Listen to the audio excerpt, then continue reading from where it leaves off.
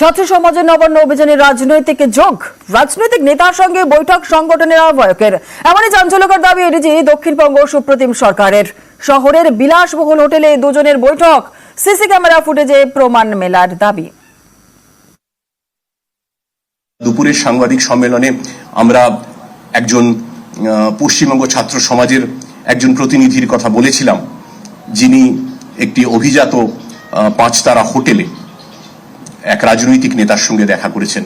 তদন্তের স্বার্থে আমরা পুরোটা প্রকাশ করব না, কিন্তু এইটুকু বলি, হোটেলটি হলো হায়াত রিজেন্সি। হোটেলটি হায়াত রিজেন্সি এবং যার কথা বলছি তার নাম আমি এখানে নিচ্ছি না।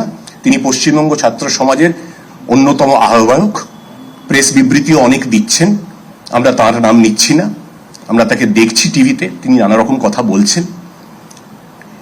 তিনি গতকাল 25 তারিখ সকাল 11:25 হায়াত রিজেন্সিতে ঢুকেছেন। তার ইলেকট্রনিক এভিডেন্স ভিডিও ফুটেজ আছে এবং কার সঙ্গে দেখা করতে গিয়েছিলেন সেটাও আমরা জানতে পেরেছি। এবং কি উদ্দেশ্যে দেখা করতে গিয়েছিলেন সেইটা আমি বলছি না, সেটা কতটা নৈতিক কারণে দেখা করতে গিয়েছিলেন, কি কারণ সেটা আমি বলছি না। তথ্য প্রমাণ আমরা সংগ্রহ করছি। ছাত্র সমাজে মিছিলের অনুমতি নেই, মিছিল বেআইনি দাবি এডিজি দক্ষিণবঙ্গের।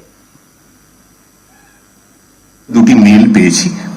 একটি মেল এসেছে পশ্চিমবঙ্গ ছাত্র সমাজের তরফে, অনুমতি চাওয়া হয়নি, জাস্ট জানানো হয়েছে যে এই প্রোগ্রামটি তারা করতে চলেছেন এবং এই যে ইন্টিমেশনটি দিয়েছেন তাতেও ওরা প্রয়োজনীয় তথ্য দেননি, তাই তাদের কালকের প্রোগ্রামের অনুমতি পুলিশ দিচ্ছে না, সেটা বাতিল করা হয়েছে। সুতরাং কালকের প্রোগ্রামটি বেআইনি এবং অবৈধ, সেটাই থাকছে।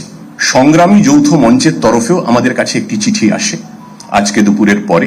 সেখানে তারা প্রয়োজনীয় তথ্য যেগুলো দেয়া প্রয়োজন, যেগুলো দেয়া উচিত নির্দেশিকা অনুযায়ী তারা দিয়েছেন, কিন্তু তাদের অনুমতিও আমরা বাতিল করেছি। মূলত দুটি কারণে। ইউজিসির সর্বভারতীয় নেট পরীক্ষা আছে, ছাত্রদের স্বার্থ বিঘ্নিত হবে। দ্বিতীয়, এই দুটো প্রোগ্রাম একসঙ্গে অনুমতি দিলে, একটিকে অনুমতি দিলেও আইন শৃঙ্খলা বিঘ্নিত হওয়ার তো প্রশ্ন থাকছেই, যেখানে আমাদের কাছে সকালে বলেছি নির্দিষ্ট ইনপুট আছে, খবর আছে যে কিছু দুষ্কৃতী পরিকল্পিতভাবে অশান্তি এবং হিংসা ছড়ানোর ছক কষেছে। সুতরাং সংগ্রামী যৌথ মঞ্চকেও আমরা বলেছি তাদের অনুমতি দেয়া হলো না।